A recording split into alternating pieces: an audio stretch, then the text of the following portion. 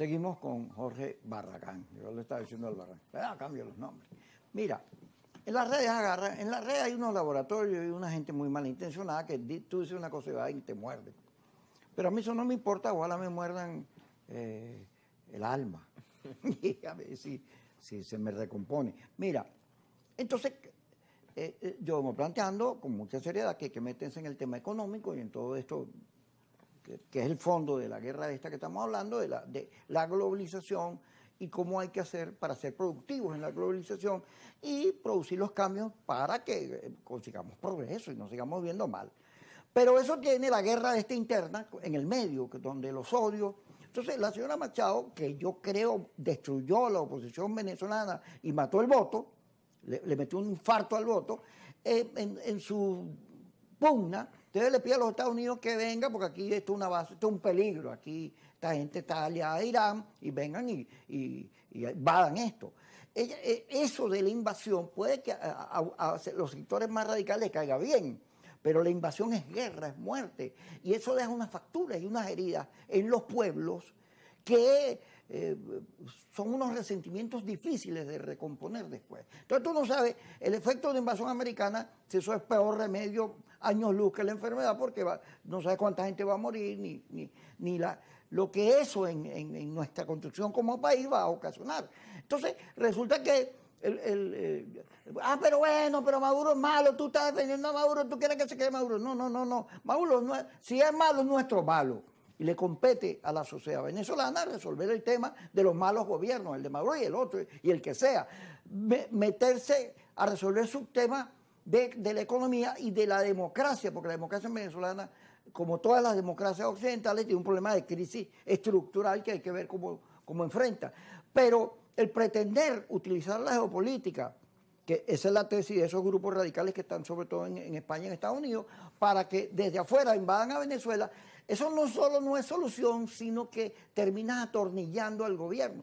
Porque un año después del 28 de julio, bueno, ¿qué fue lo que ocurrió? Y que se iban a juramentar, todas esas promesas, resulta que atornillaste al gobierno porque el gobierno ganó toda la gobernación, la Asamblea Nacional, y va a ganar las alcaldías y todo eso, porque tú debilitaste el voto, que si bien es cierto, no es la salida mágica, bueno, la otra, las salidas de fuerza, esas sí no han servido para nada aquí en Venezuela desde el 11 de abril. Eso no, por ahí no es. Sin embargo, bueno, ahora estamos, como éramos mucho y parió la abuela. Sí, bueno, desde el punto de vista, Kiko, desde el punto de vista técnico, a todas las personas que nos están escuchando, esa declaración es una completa desfachatez. Y para explicarles genuinamente por qué es técnicamente una desfachatez. Primero, en Venezuela no hay bases militares de otros países extranjeros operando actualmente en el país. Eso es algo que hay que entender y racionalizar. Venezuela no es el único productor, en este caso, que ensambla drones en América Latina, como ya comentó. Brasil y Argentina también ensamblan drones y la capacidad realmente de Venezuela en torno a eso es bastante pequeña en comparación a otros países de la región. Por otro lado, vimos que la respuesta de Irán no es buscando que sus satélites o sus proxy, por así decirlo, en otras partes del mundo atacaran directamente a Estados Unidos, ¿no? Todo lo contrario, fue avisarle a Estados Unidos que iba a atacar bases militares, no directamente en territorio estadounidense, sino en Irak y en Qatar, avisándole con antelación para que las bajas fueran menores y evidentemente tener una victoria en su narrativa para cohesionar internamente en materia de gobernabilidad propia de Irán. Entonces, pensar que Irán va a utilizar a Venezuela como un satélite para su conflicto directo con Estados Unidos es una completa locura, porque de hecho Irán está desescalando el conflicto entendiendo el contexto en el que se encuentra actualmente. Se está saliendo. Se está saliendo el conflicto. Y dar esas declaraciones cuando aún el presidente Trump no había tomado la decisión de meterse en el conflicto de Irán, es completamente, evidentemente, un sinsentido. Y por eso utilizamos argumentos técnicos para comprobar de que por encima de las narrativas del bien y el mal, los aliados, el eje del mal, etcétera, que son narrativas para imponer una táctica, que es la táctica de la ruptura, o intentar, evidentemente, que Estados Unidos intervenga a Venezuela, que es completamente rechazado tanto por los venezolanos como por todos en general. O sea, eso es aumentar y tener otro tipo de conflicto que más daño le va a hacer a una nación que está buscando sanar sus heridas o intentando poder hacerlo las personas que seguimos acá y que vivimos en Venezuela porque queremos algo distinto para nuestros hijos y queremos algo distinto para el futuro de esta nación tan joven. Todos los países que han entrado en procesos de ruptura o en procesos de intervención militar por parte de los Estados Unidos en el Medio Oriente, ninguno tiene gobernabilidad. Y podemos ver los ejemplos muy claros, porque decían, y me acuerdo la última entrevista que tuvimos fue el tema de Siria, ¿no? Y cuando cayó Bashar al-Assad, muchos acá se alegraban y decían, cónchale, ojalá eso suceda actualmente en Venezuela.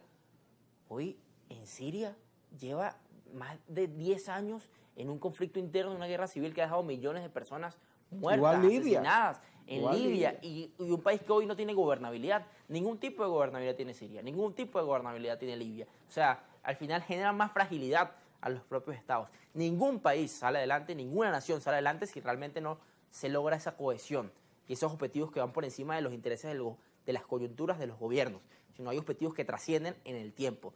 Nuestra integridad territorial, la dignidad del venezolano, el progreso, el desarrollo económico de cada uno. O sea, pensar en grande, pensar más allá y pensar por encima de las ideologías y las pugnas por el poder que son coyunturales, porque esta nación va a seguir avanzando y va a seguir adelante por encima de los actores actualmente que se encuentran en la lucha por el poder. Esta nación avanza y es más poderosa y más importante que propiamente ese dilema y esa dicotomía de una coyuntura y un proceso de tiempo. Viste que el nuevo secretario general de la OEA, el señor Suleiman, que todavía no me ha aprendido el nombre, da una declaración diciendo que él no va a tratar al gobierno venezolano como dictadura, sino que va a abrir unos procesos de diálogo. Tengo entendido que ya empezaron a conversar.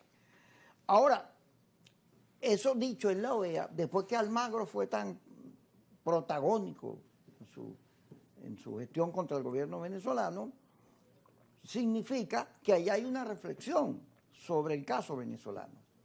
Un año después del 28, ese señor está diciendo eso. Ahora también pide que aparezcan las actas y todo eso que supuestamente debieron aparecer. Pero, ¿tú qué posibilidades ves de Venezuela? Porque todos estos organismos de integración regional se han ido debilitando. La OEA más que todas, porque la OEA es demasiado americana, proamericana. ¿Qué ves tú, la OEA y Venezuela? Mira, todo espacio, todo organismo internacional que quiera apoyar y ayudar en que se construyan espacios de diálogo en Venezuela, bienvenidos sean. Siempre y cuando la agenda sea nacional y siempre y cuando los diálogos sucedan dentro del país. Porque al final hay que poner los intereses de los venezolanos adelante. Y una cosa que comentaste fue la declaración del ministro de Defensa, Vladimir Padrino López, que comentaba el tema petrolero y el tema de que Venezuela puede ser un socio confiable de energía. Es valioso que haya esa conciencia en torno a eso, pero también entender que para que eso ocurra hay que construir una pista de aterrizaje para esas grandes inversiones de las grandes potencias y los grandes países de Occidente. O sea, necesitamos construir una pista de aterrizaje en una reforma de hidrocarburos que necesita el país. Y para eso necesitamos acuerdos, diálogos, para poder generarlo. Necesitamos saber todos los venezolanos en qué va a ser utilizada esa renta y no desaprovechar una oportunidad más perdida en donde los precios del barril suban por conflictos en el Medio Oriente o por conflictos en torno a países petroleros y Venezuela no lo aproveche en torno a la inversión del futuro de la nación.